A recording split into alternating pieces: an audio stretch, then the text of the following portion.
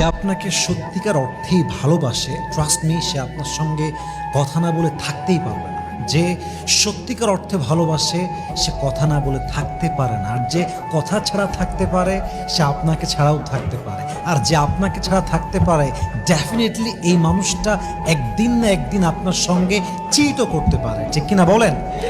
হাদিসে আসছে আম্মা জান আয়েশা রাদিয়াল্লাহু তাআলা আনহার সঙ্গে কথা না বললে নবীজি অস্থির হয়ে যেতেন, অশান্ত হয়ে যেতেন। আবার যখন কথা হতো মনে হতো নবীর ভিতরে একটা শান্তির রূপ ফিরে এসেছে। এটাই বাস্তব প্রমাণ। আসল ভালোবাসায় একে অপরকে ছাড়া থাকা যায় না। একে অপরের সঙ্গে কথা না বললে মনে হবে যেন রুহটাই বের হয়ে যায়। ঠিক কিনা বলেন?